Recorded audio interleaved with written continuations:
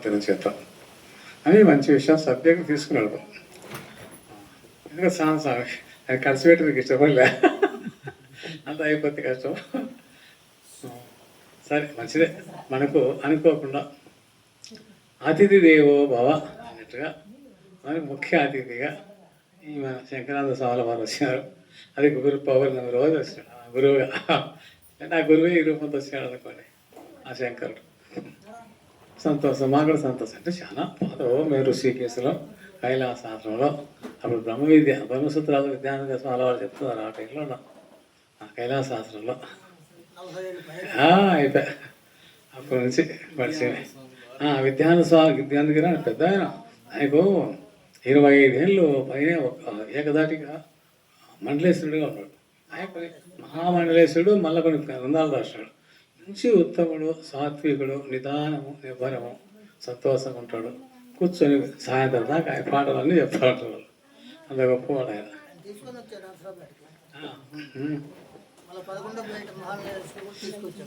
కల్లులు తీసుకొచ్చినాడు, మండలేశ్వరులకు అందించాడు ఇక్కడికి ఏపీకి. అప్పుడు ఉత్సవం చేసినాం కదా, మా బ్రహ్మాండ ఉత్సవం చేసినాం.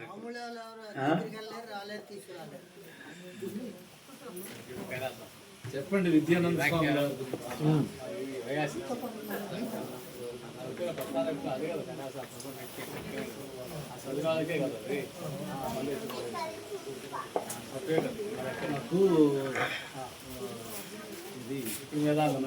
కైలాసాశ్రమం గురించి, విద్యానంద స్వాముల వారి గురించి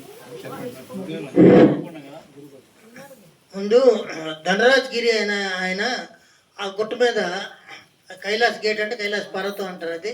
ఆ గుట్ట మీద ఇలా ఎప్పుడు కూడా సత్సంగం చేస్తుండేవాడు. అందరూ చెప్తుండేవాడు, ఏం వంట గంట ఏం లేదు. ఎక్కడ భిక్షా కేంద్రాలు ఉంటే ఆ భిక్షా కేంద్రాల దగ్గరికి వెళ్ళి ఆ భిక్ష తీసుకొని వచ్చేది, ఈ శిష్యులకి అందరూ పెట్టి తను తినేది. అలా చేస్తూ ఉంటే సాక్షాత్ శివుడే వచ్చి సత్సంగం వినేవాడు. ఒకరోజు ఆయన కల్లో కనబడి, రోజు వెళ్ళడం రావడం నాకు ఇబ్బంది అవుతుంది, నాకు ఇక్కడ ప్రతిష్ఠించు అన్నాడు. పోయే నాకే తిండి లేక మేము వెళ్ళి అడుక్కొని తెచ్చుకుంటుంటే నీకు పెట్టి పూజ అంటూ పునస్కారం అంటూ అభిషేకాలు అంటూ మా వల్ల కాదు పో అంటే ఎంత కుదరలే. ఆయన పొద్దుగు గడిగడి వచ్చి ఆయన నన్ను ప్రతిష్ఠించి అన్నాడు. ఇంక ఈ బాధపడలేక ఒకరోజు, సరే ఎక్కడున్నా ఏంటి ఎట్లా ప్రతిష్ఠించాలంటే వెంటనే వెళ్ళండి హరిద్వార్లోని బగీచా అంటే పూల తోట. ఆ పూల తోటలో ఒక శివలింగం ఉంది, ఆ గంగ కోసి ఇంకా ఎంపటిని గంగలో కలిసిపోద్ది, ఎంబడెళ్ళి పట్టుకొని రండి అన్నాడు. అక్కడికి వెళ్ళి దొరకలేదు.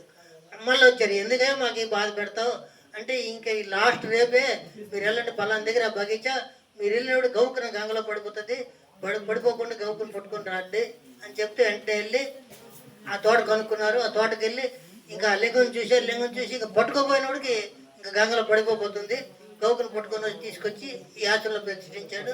సాక్షాత్ శివుడే ఉండబెట్టి దాన్ని కైలాసాశ్రమం అని పేరు పెట్టారు. ఆయన కూడా ఇప్పటికీ కూడా ఒక వస్త్రం పడుస్తారు, ఆ వస్త్రం పరిచిందనే సత్సంగం ప్రారంభిస్తారు. రోజు 8 గంటల సత్సంగం నడుస్తుంది అక్కడ. అన్ని వేదాలు చెప్తారు. ఎవరైనా క్లాస్కి రావచ్చు, ఏ కులం వారైనా ఎవరైనా సరే. ఎవరికి భోజనానికి ఉండని చెప్పం, ఎవరు భోజనం చేస్తే కూడా వద్దనరు. ఎవరికి టీ చేతికి అక్కడ డ్రమ్ పెట్టేస్తాం, ఆ టీ ఎవరైనా సరే ఎవరికి ఎంత కావాలంటే అని తీసుకోవచ్చు.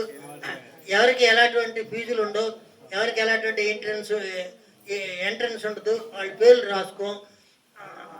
వివేకానందుడు కూడా మా దగ్గర చదువుకున్నాడు, మాకు తెలియదు. వాళ్ళే ఒక పుస్తకం ప్రింట్ చేసి కైలాసాశ్రమం పంపారు. కైలాసాశ్రమం మా వివేకానంద స్వామి చదువుకున్నారు. అలా ఎంతమందో ఇప్పటికీ కూడా పూర్వకాలంలో కూడా మరి ఆశ్రమం అనరు, బ్రహ్మ విద్యా పీఠం అంటారు. తెల్లారి నుండి సాయంత్రం, తెల్లారి 4 గంటలు, సాయంత్రం 8 గంటల క్లాస్ నడుస్తుంది. 1 గంటకి ఒక ఆచార్యుడు మారిపోతుంటాడు. మహామండలేశ్వర 6 గంటలు చెప్పాలి, మిగతా వాళ్ళు క్లాసులు నడుస్తూనే ఉంటాయి. ఎవరైనా రావచ్చు, ఎవరైనా వినొచ్చు, ఎవరైనా చేసుకోవచ్చు, ఎవరైనా తినొచ్చు. అన్ని ఆశ్రమాలు ఎక్కడ జరగదు, అందరూ మా దగ్గరికి వస్తారు. ఆ టైం ఎవరికి ఏ టైం ఉంటే ఆ టైంలో వచ్చి అన్ని నేర్చుకుంటారు. ఉండడానికి లేదు, ఇని వెళ్ళిపోవాలి. తెల్లబట్టలకి అసలు ఎలవ చేయరు. రోజులకి ఎదురుకుండా ఉంది క్వార్టర్స్, దాంట్లో ఉండొచ్చు. విద్యార్థులకి ఆశ్రమంలోనే విద్యార్థులు ఉంటారు. సాధన చేసుకునే వాళ్ళు మాలాంటి మళ్ళీ సెపరేట్ ఉంటారు. అక్కడ ఈ విద్యార్థులకి 3 వేసుకు ఒక రూమ్, మాలాంటి సాధకులకి ఒక్కొక్కరికి ఒక రూమ్. బ్రహ్మానంద ఆశ్రమం పక్కనే ఉంది. అక్కడికి రోజు గురువు గారు వస్తారు. గురుగారు వచ్చి దర్శనం ఇస్తారు. మేమంతా భిక్ష చేసుకుంటాం, ఆశ్రమంలో తినాం, ఎక్కడెక్కడ భిక్ష చేసుకొని సాధన చేసుకుంటాం. ఆశ్రమంలో ఉన్నవాళ్ళు ప్రతిరోజు తెల్లారి 5 గంటలకే ఒక్క నిమిషం కూడా లేట్ లేకుండా గురువుగారి దర్శనం చేయాలి. ఒక్క నిమిషం లేట్ అయినా బయట ఉండాల్సిందే. వాళ్ళు తర్వాత ఎందుకు లేట్ అయింది ఏంటి కనుక్కొని ఎంబడెంబడి షెట్లు వేసేస్తారు. నువ్వు గోశాలు క్లీన్ చేయి, ఇచ్చి ఆవులు కడుగు, కూరలు కొయ్యు, ఎంబడే వాళ్ళకి షెట్లు వేసేస్తారు. 5 గంటలకు కరెక్ట్గా మహామండలేతుడు వచ్చి ఆ శివుడి దగ్గరికి రావాల్సిందే. ఆయన వచ్చిన తర్వాత ఎవరు రావడానికి వీళ్ళు అందరూ బయట ఉండాల్సిందే. అంత స్ట్రిక్ట్గా ఉంటుంది. తర్వాత అన్ని ఆశ్రమాల్లోని ఆ గురువులంతా రూమ్లో కూర్చొని రకరకాల వంటలు చేసుకొని తింటుంటారు. మా ఆశ్రమం అలా పనికిరాదు. గురువుగారు కూడా మాతోటి పాటే వచ్చి మేమేం తింటారో అదే తినాల్సిందే. తర్వాత అందరూ కూడా 5 నియమాలు. కాషాయమే ధరించాలా, కుట్టిన బట్టలు ధరించకూడదు, గోర్లు పెంచకూడదు, గెడ్డాలు పెంచకూడదు, వాచి పెట్టుకోకూడదు. చెకింగ్కి వస్తారు. ఎవరైనా ఈ 5 నియమాలు పాటించకపోతే వాళ్ళు వెనక రూమ్లో పోమంటారు. భోజనం చేయొద్దంటారు. గురుగారితో పాటు కూర్చోడానికి వీళ్ళే. తర్వాత ఎవరైనా గురువులు దర్శనం చేయాలంటే రికమెండేషన్లు అవి ఇవి టైమింగ్స్ ఇవన్నీ ఉంటాయి. మా దగ్గర ఏమి ఉండవు. ఎవరైనా సరే డైరెక్ట్ గురువుగారి నివాసంలోకి వెళ్ళి దర్శనం చేసుకోవచ్చు. మేమే మధ్యాహ్నం టైంలో బయట నుండి లాక్ చేసేస్తాం. ఆయనకు కూడా రెస్ట్ కావాలి కదా. మళ్ళీ లాక్ ఓపెన్ చేస్తే ఎవరైనా డౌట్కి వెళ్ళొచ్చు, ఎవరైనా దర్శనం చేసుకోవచ్చు, ఎవరైనా మాట్లాడవచ్చు, ఏదైనా మాట్లాడవచ్చు. తర్వాత గురుగారి క్లాసులోకి వచ్చినప్పుడు ఎవరైనా సరే నమస్కారం చేసుకోవచ్చు, దక్షిణకి సమర్పించుకోవచ్చు, ఇవన్నీ చేయవచ్చు. తర్వాత ఇంత నియమనిష్టలతో కూడిందని ఆశ్రమాన్ని రకరకాలు తీసుకొని వస్తారు అందరూ సాధువులు గీయడానికి. బట్టలని, శాలువులని, రగ్గులని, మంచినీళ్ళు, పూజలని, ఇవన్నీ. ఎవరైనా సరే ఏ స్వామి అయినా అన్ని రూమ్లు పెట్టించుకుంటాడు. మా దగ్గర అలా పనికిరాదు. ఎవరైనా తీసుకొస్తే వాడే గంట కొట్టాలి. ఆ గంట కొడితే భోజనం టైం గంట వేరే ఉంటుంది. ఈ స్పెషల్ టైం గంట కొట్టారంటే ఎవరో ఏదో తెచ్చారని. వాళ్ళు వచ్చిన వాళ్ళే గంట కొడితే సాధువులందరూ అక్కడికి వస్తారు. వాళ్ళందరికీ వాళ్ళే పని చేయాలి. ఏమైనా మిగిలితే అవన్నీ కూడా ఆఫీస్ రూమ్లో పెట్టేయాలి. గురువుగారు అన్ని రూమ్లో పెట్టుకొని వాళ్ళు ఇష్టం వచ్చిన వాళ్ళకి ఇవ్వడం అలాంటివన్నీ ఏమి ఉండవు అనమాట. గురువుగారికి వచ్చిన దక్షిణలు కూడా వెంబడి ఆఫీస్కి పంపించేస్తారు. ఆయన దగ్గర ఉంచుకోవడం, ఖర్చుకోవడం, చేసుకోవడం అలాంటివి ఏం కుదరవు. అన్నీ కూడా ఆఫీస్కి పంపించేయడం. ఎటువంటి వెండి ఆభరణాలు, మంచి చెడ్డ ఏ ఉన్నా కూడా అన్నీ కూడా ఆఫీస్కే. తెల్లవారి రోజు శుక్ల యజుర్వేదం పారాయణ జరుగుతుంది శివుడికి. తర్వాత అభిషేకం జరుగుతుంది. సాయంత్రం పూట మళ్ళీ హారతి ఉంటుంది. చక్కగా శివలింగానికి ఎవరికి లోటు వదలరు, అలంకారం చేస్తారు. అలంకారం చేసిన తర్వాత మహిళ స్తోత్రం చదువుతారు.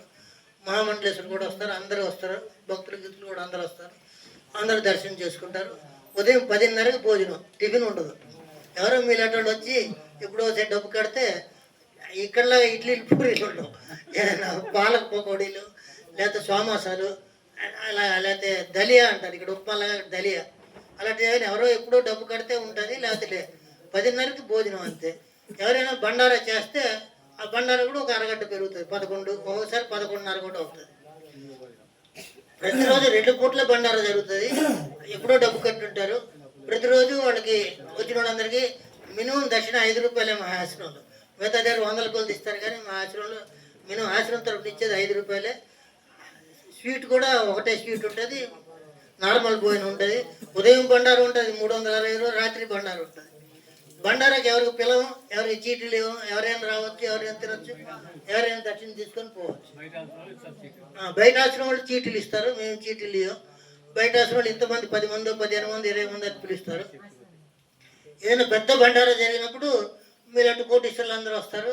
వాళ్ళు వచ్చి వాళ్ళు కూడా దక్షిణలు ఇచ్చుకుంటూ పోతారు. వాళ్ళు ఫ్యామిలీతో వస్తే ఫ్యామిలీలో అందరూ కలిసి 10 మంది గ్రూప్గా వస్తారు కదా, వాళ్ళు కూడా దక్షిణలు ఇచ్చుకొని వెళ్ళిపోతుంటారు అనమాట. మళ్ళీ సంవత్సరం ఒకసారి మహామండలేశ్వరి కాబట్టి హరిద్వార్లోని, అలహాబాద్లో మా సొంత బ్రాంచీలు ఉంటాయి. అక్కడ దసరా అలహాబాద్లో అక్కడ మహామండలేశ్వరి కాబట్టి మేము బండారా చేయాలి. మాకు అఖాడాలో ఉంటాము. అఖాడాలో ఉంటాం కాబట్టి అఖాడా వాళ్ళకి ఒక్కొక్క బండారాకి 8 లక్షలు ఖర్చు అవుతుంది. అఖాడా వాళ్ళు సుమారు 4-5 బండారాలు చెప్తారు, అంటే 40 లక్షలు. తర్వాత ఈ అన్ని ఆశ్రమాలు మహామండలేశ్వరులు పిలుస్తాం. వాళ్ళందరికీ కూడా ఒక్కొక్కరికి వెండి కంచాలు, వెండి పళ్ళాలు, గొడుగులు, కర్రలు ఇవి ఇచ్చి సుమారు అన్ని మండలేశ్వరులు పిలిస్తే సుమారు 10 లక్షలు, 20 లక్షలు అవుతుంది. అట్లా అదో 2 బండాలు, 3 బండాలు చేస్తాం. తర్వాత ఎన్ని వేల మంది వచ్చినా కూడా అంతమందికి భోజనం టిఫిన్ అన్ని ఏర్పాటు చేస్తారు. ఒక కుంభమేళ వచ్చిందంటే కొన్ని కోట్లు ఖర్చు అవుతుంది. ఎక్కడ కూడా ఆఫీసు రిసీటు ఇక డబ్బు కట్టండి ఏమి ఉండవు. వాళ్ళు పోయి కట్టాల్సింది ఆఫీసులో, కానీ ఎక్కడ బోర్డు గీటు ఉండదు. ఏదైనా పదార్థం ఇచ్చినా కూడా ఆ పదార్థాన్ని కూడా రసీదు తీసుకోవాలి. రసీదు లేకుండా ఏ పదార్థం ఇచ్చామంటే కూడా పనికిరాదు. పదార్థాన్ని కూడా రసీదు తీసుకోవాలి. ఆ విధంగా ఉంటుందంతా స్ట్రిక్ట్గా. ఉండే ఆవుల తాలూకా పాలు అన్ని ఆశ్రమంలో అమ్ముకుంటారు. మా ఆశ్రమంలో ఒక 1/2 లీటర్ 1/4 లీటర్ కూడా అమ్మం. ఈ సాధువులకి బ్రహ్మచారులు అందరికి కూడా తెల్లవారు ఒక గ్లాస్, సాయంత్రం ఒక గ్లాస్, మిగిలితే వచ్చిన భక్తులకు కూడా ఇస్తారు. సాధువులకి అయిపోయిన తర్వాత అక్కడ బ్రహ్మచారులు అయిపోయాక వాళ్ళకి పెద్ద గ్లాస్ తోటి ఒక గ్లాస్ ఇస్తారు. ఇట్లా అనేక నియమాలు అక్కడ చాలా స్ట్రిక్ట్గా ఉంటుంది. తర్వాత కైలాసాశ్రమ సాధువులు బయటలో బజార్లో గీజర్లో తిరగడానికి వీల్లేదు.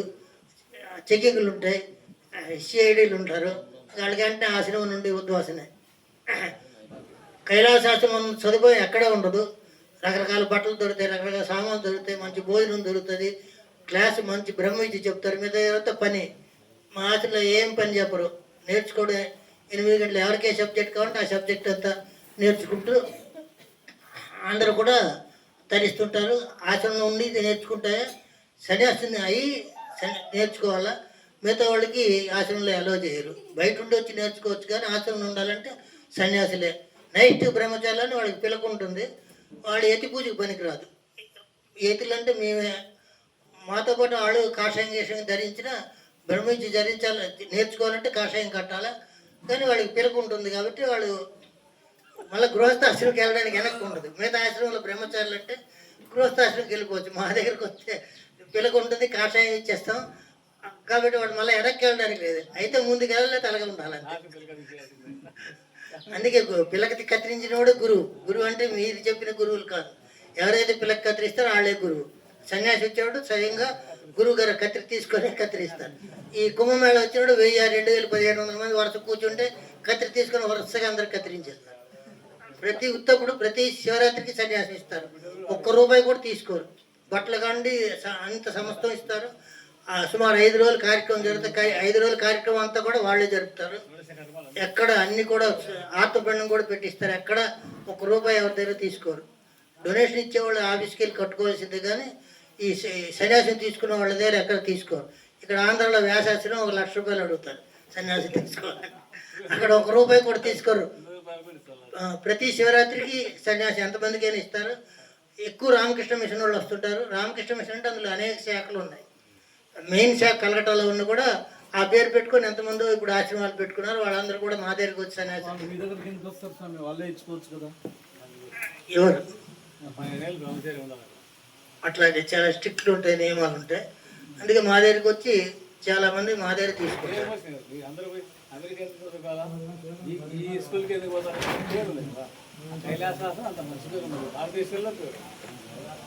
తర్వాత నిరంతర ప్రస్థానత్రయ పారాయణ జరుగుతుంటుంది ప్రతిరోజు. ఈసారి బ్రహ్మసూత్రాలు అది అయిపోయిందంటే గీత, అది అయిపోయిందంటే ఉపనిషత్తులు, అలాగా కంటిన్యూ నడుస్తుంది.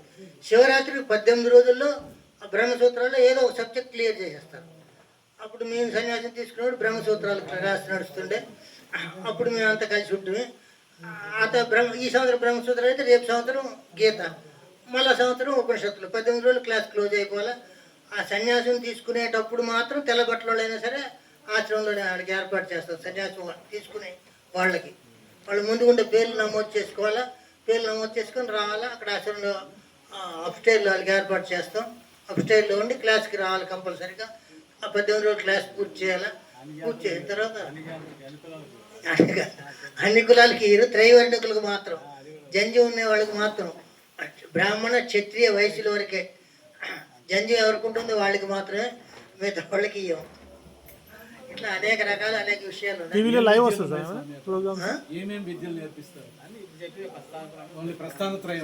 ప్రస్థానత్రయం సన్యాసులకు కంపల్సరీ. మిగతా అన్ని సబ్జెక్టులు ఉంటాయి. ఉపాధ్యాయులు 1 గంట కూడా మారిపోతుంటారు. ఎవరికి ఏ సబ్జెక్ట్ మీద ఇంట్రెస్ట్ ఉంటే ఆ సబ్జెక్ట్కి అటెండ్ కావచ్చు.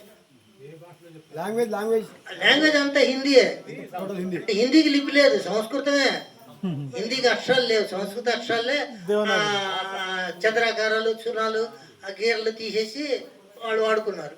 సెపరేట్ వాళ్ళకి లిపి లేదు. సంస్కృతము ప్లస్ హిందీ అంతే. ఆ సంస్కృతంలో చెప్పినా హిందీలో చెప్పినా అందరికి అర్థమవుతుంది క్లియర్గా, ఏం ఇబ్బంది లేదు. టీవీలో లైవ్ ప్రోగ్రామ్ ఏమైనా ఉంటుంది? టీవీలో లైవ్ ప్రోగ్రామ్ కానీ లైవ్ ప్రోగ్రామ్ ఉంటుంది. అదే ఛానల్ కానీ సపరేట్ ఉంటుంది.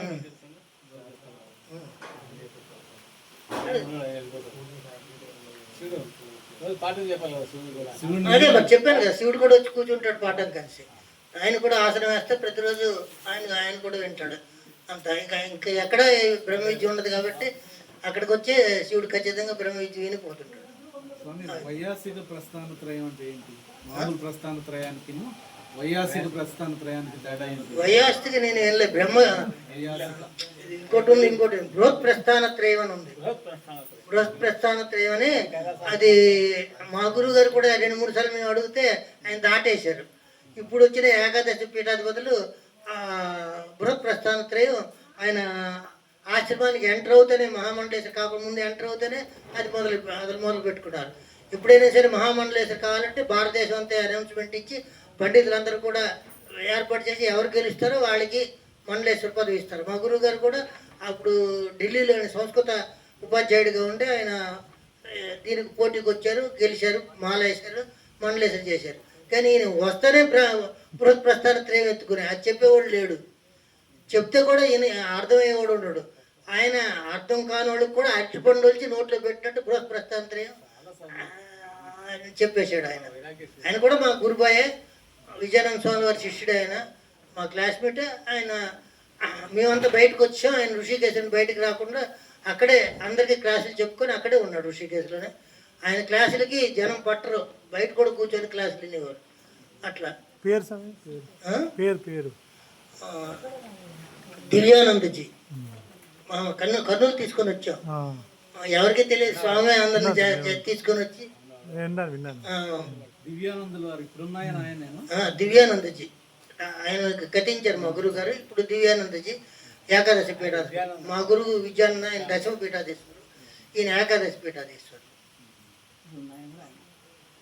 ఈయన కూడా కర్నూలు తీసుకొచ్చా. బ్రహ్మచారి బాగా సంపాదిస్తుంటారు, ఉద్యోగం అవసరం లేదు. దక్షిణ 3 పూట్ల దక్షిణలో ఈ బట్టలు తిరిగి వేరే ఆశ్రమాలు వచ్చి ముందు చీటీలు మాకే ఇస్తారు. వాటికి బండారాలు పోతారు, అక్కడ దక్షిణ దాని ముందుకు దొరుకుతాయి. 1000 రూపాయలు దక్షిణలు దొరుకుతాయి. దానికి మేము బ్యాన్ చేయం. పోతా ఉన్నాడు చీట్లు ఏది వస్తే అన్ని ఇచ్చేస్తాం. ఇట్లా ఇంట్రెస్ట్ ఉన్నవాళ్ళు పోతారు, సాధన చేసేవాళ్ళు పోరు. డబ్బు ఆశ ఉన్నవాళ్ళు పోతుంటారు. దానికి వాళ్ళు బ్యాంకుల అకౌంట్ అంతా లక్షలు అవుతాయి. సన్యాసి అయిన దాకా బ్యాంకులో అకౌంట్ ఉండదు, సన్యాసి అయిన మొన్నటి బ్యాంకులో అకౌంట్ అవుతుంది.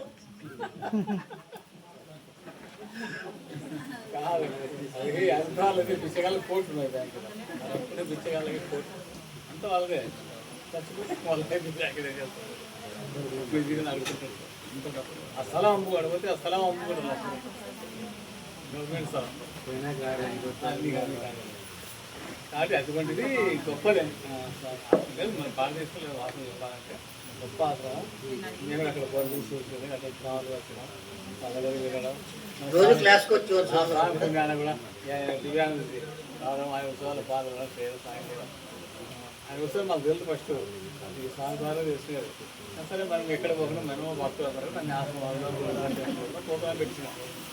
3 రోజులు కూడా అన్ని గుళ్ళల్లో పెట్టింది. అన్ని గుళ్ళల్లో ప్రోగ్రాం పెట్టింది. మొత్తం కర్నూలు హైదరాబాద్ నుండి డోన్ దాకా అంతా తిప్పేశారు. టిఫిన్ ఒక దీంట్లో, భోజనం ఒకరింట్లో, రాత్రికి ఒకరింట్లో, అన్నిటి దగ్గర పాద పూజలు అని. తర్వాత ఒక 5-6 కార్లు. ఏ ఊరికి వెళ్తే ఆ ఊరిలో కారు ఇవ్వాలి. ఈ ఊరు అయిపోతే నీ కారు నాకు అక్కర్లేపో. మరొక ఊరికి వెళ్తే మళ్ళీ మరొక వాళ్ళ కార్లు.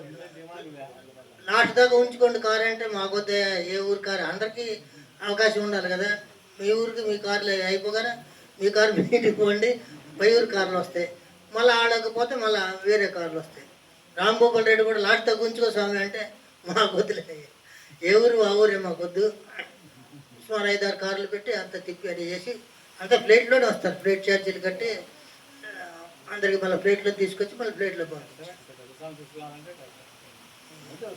మహాత్మ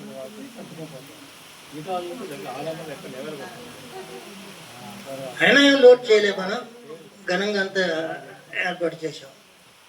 కొన్ని లక్షలు ఖర్చు అవుతుంది ఇక్కడ రావాలంటే పోవాలంటే, అంతా భరించాం. ఇప్పుడు మళ్ళీ ఈ సంవత్సరం డిసెంబర్లో నసరాపేటలో ప్రస్థానత్రయ భాష్య పారాయణం పెడుతున్నాం. యూట్యూబ్లో వస్తుంది, అంతా ఇండియా అంతా జరుపుతున్నాం. మాదే ఆ కార్యక్రమం, అది నిర్వహిస్తున్నాను. భారతదేశం 4 మూలల నుండి సాధువులంతా వస్తారు, నిష్ణాతులు, బ్రహ్మసూత్ర పారాయణం చేసేవాళ్ళు, ప్రస్థానత్రయ పారాయణ చేసేవాళ్ళు. నాన్ స్టాప్ తెల్లవారు మార్నింగ్ 6 to ఈవినింగ్ 6 బ్యాచ్ తర్వాత బ్యాచ్ పారాయణ చేస్తారు. తర్వాత సాయంత్రం సత్సంగం 1 గంట, తర్వాత సాంస్కృతిక కార్యక్రమాలు ఏమైనా పెడతారు. దానికి కొన్ని లక్షలు ఖర్చు అవుతాయి. ఇంకా ఈ వయసు అయిపోతుంది, లాస్ట్ కార్యక్రమం ఏమో ఒకటి పెడితే మీ అందరూ కూడా రండి. అందరికీ టిఫిన్లు, భోజనాలు, వసతులు అన్నీ ఏర్పాటు చేస్తే ఏమి ఇబ్బంది లేదు. శంకర మఠంలో జగద్గురువులు కూడా చెప్పా, మీ ఆశ్రమం ఇవ్వండి, మఠంలో పెట్టుకోమన్నారు. భోజనాలు, టిఫిన్లు కూడా మీరే పెడతామన్నారు. అయినా పైన ఖర్చులు ఎన్నో దండిగా ఉంటాయి. రాను పోను ఛార్జీలు, సాధులు సంభావనలు, బట్టలు, మంచి చెడ్డ, అడ్వర్టైజ్మెంట్లు, బ్యానర్లు, ఈనర్లు, రకరకాలు ఎన్నో ఖర్చులు ఉంటాయి. రోజు పొలాలు, గిలాలు, ఇవన్నీ కూడా చాలా ఉంటుంది ఖర్చు. ఇది కూడా శృంగేరికి రాజశంకరుడు ఆశ్రమం. సుమారు 4 ఎకరాల చిల్లర, 3 కోట్ల పైన విలువ కలది. పేద పాఠశాల పెట్టమని చెప్పాం. ఎవరు మీరు పిల్లలు కనుక్కున్నారు, మాకు అయ్యకున్నారు, వారసులు లేరు, ఇంకా అన్యక్రాంతం అయిపోతుంది, ఎవరు వాళ్ళు ఆక్రమించుకుంటారని వాళ్ళకి రాసేస్తాం.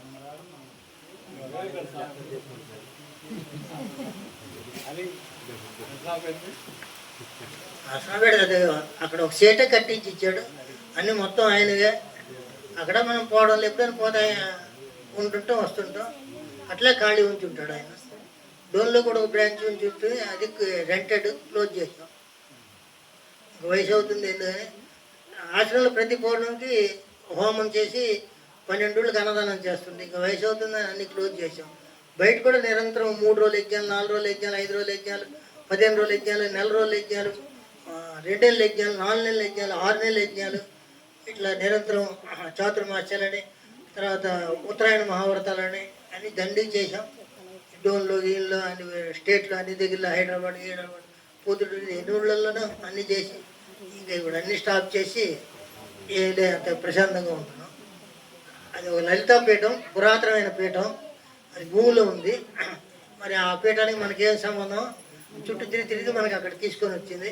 ఆ పీఠం దగ్గర చుట్టూ ఇళ్ళు అయిపోయినాయి. అందుకోసం మన రాసిన స్థలం చూపించి ఇక్కడ షిఫ్ట్ అవుతున్నాను అమ్మవారు చెప్పడం. ఇదంతా మందే ఉండదు, ₹10 లేదు. అప్పుడు కృషి గెజెట్లో వచ్చాం.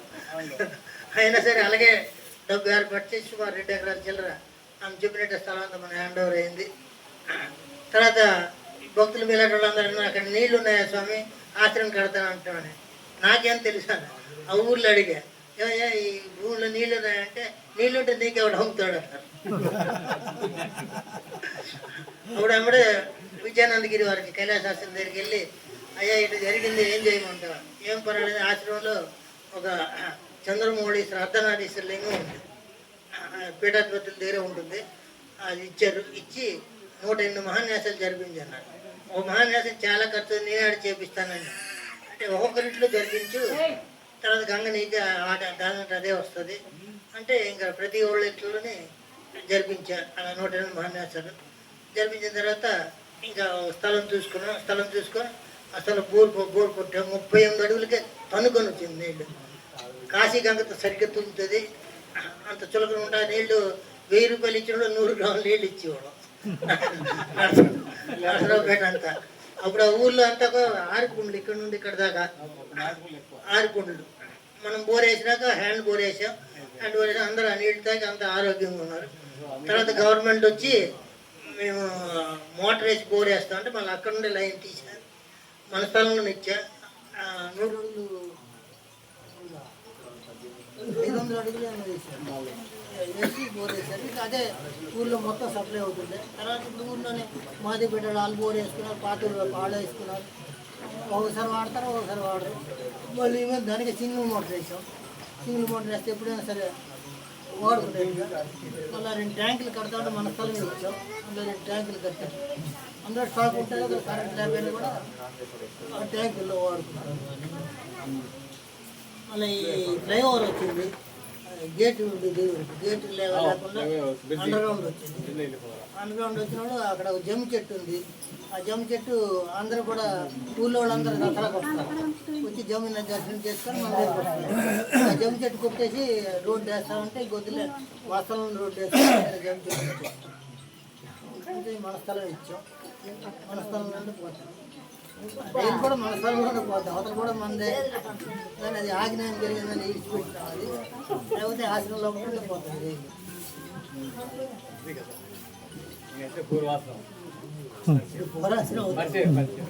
అది వద్దులే, ఎప్పుడే అయిపోయినా తీసిపెట్టినాం. ఏమవుతుంది కచ్చిన కూడా ఇంకా హాస్పిటల్. కైలాసాశ్రమం మీ అనుభవాలు చెప్పండి సార్. ఇప్పుడు ఇవన్నీ చెప్పి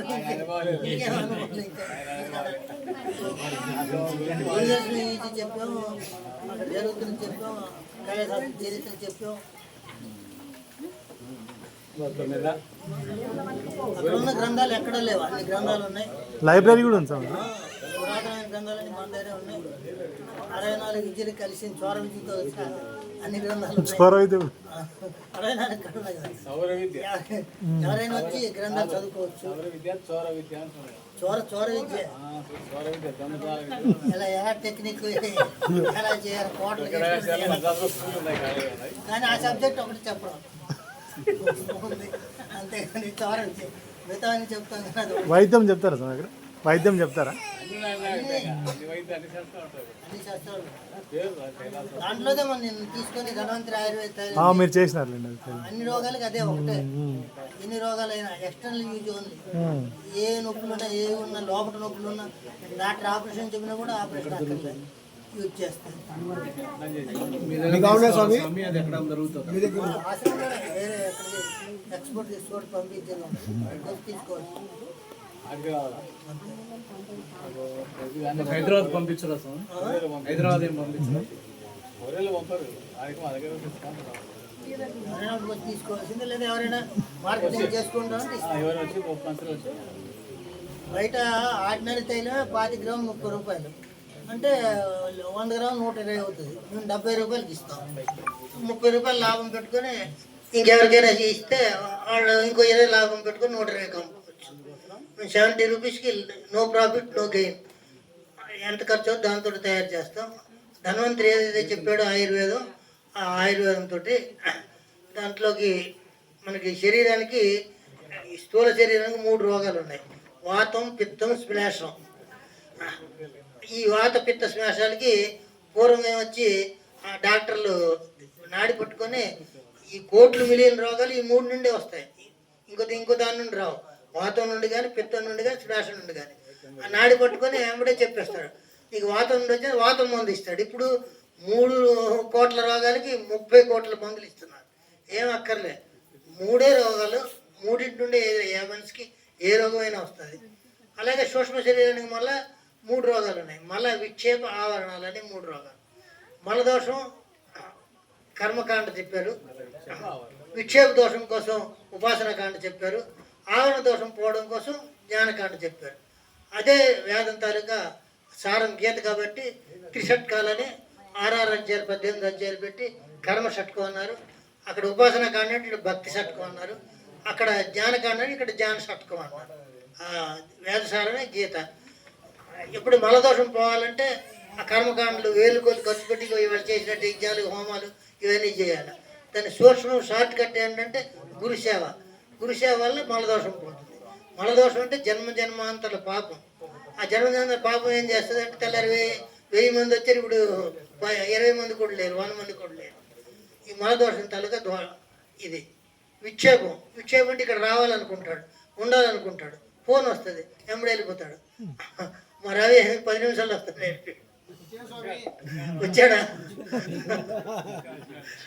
అట్లా విక్షేపం. ఆ విక్షేపం పోవాలంటే గురువు దగ్గరికి వెళ్ళి మంత్రోపదేశం తీసుకొని ఆ మంత్రం జపిస్తే ఆ విక్షేపం అంటే చంచల స్వభావం అది పోతుంది. మళ్ళీ విక్షేప ఆవరణ. ఆవరణ అంటే తను తాను తెలుసుకోలేకపోవడం, నువ్వెవరో తెలుసుకోలేకపోవడం. ఈ సమస్త బాధలకి కారణం నువ్వెవరో నువ్వు తెలుసుకోలేకపోవడం. ఎప్పుడైతే నువ్వెవరో తెలుసుకుంటే ఇవన్నీ పోతాయి. కాబట్టి రెండో శరీరం సూక్ష్మ శరీరంకి 3 పోయింది. ఇక 3వది కారణ శరీరం. స్థూల సూక్ష్మ కారణ శరీరం. ఈ జన్మకి గత జన్మలకి రాబోయే జన్మ కారణ శరీరం ఉంది. అది ఒక విత్తనం లాంటిది. ఆ విత్తనం ఒక 1000 సంవత్సరాల తర్వాత మళ్ళీ నాటిన మొలుస్తుంది. పూర్వకాలంలోనే గృహంలో బుద్ధుడు పూజ చేశారు. పూజ చేసినప్పుడు బుద్ధుడి తామర పువ్వులు అంటే ఇష్టం. ఆ తామర పువ్వులతో పూజ చేసి అవన్నీ ఎండిపోయిన తీసి ఆ కొండల్లో పారేశారు. ఆ కొండలు పారేసిన తర్వాత ఈ మధ్యన వానలు వచ్చి ఆ వానలకి అక్కడంత గుమ్మిల్లోకి ఏర్పడి అక్కడంటే మళ్ళీ తామర పువ్వులు పుట్టాయి. ఇక్కడ తామర పువ్వులు ఎలాగో పుట్టాయి, ఇన్ని తామర పువ్వులు అని తెలుసుకున్నారు. తెలుసుకుంటే ఇది బుద్ధుడికి ఇష్టం అంటే ఇక్కడ ఎక్కడో బుద్ధాయిలో ఉండేది ఆ కొండలన్నీ ఎతికారు. ఓ గుహలో బుద్ధుడు దొరికాడు. అంటే ఎన్ని వేల సంవత్సరాలైనా కూడా అది మొలకెత్తింది. ఎప్పుడైతే ఆ ఇత్తనం ఏపేస్తామో అప్పుడు ఇంకా రేపే నాటినా కూడా మొలచదు. కాబట్టి అది పోవాలా, ఆ కారణ శరీరం పోవాలంటే ఏం చేయాలా? శ్రవణ మనన నిధిధ్యాస. చక్కగా ఇలా శ్రవణం చేయాలా. శ్రవణం చేసిన తర్వాత ఇప్పుడు ఆవులు వచ్చి నెమరు వేస్తున్నాయి. అక్కడ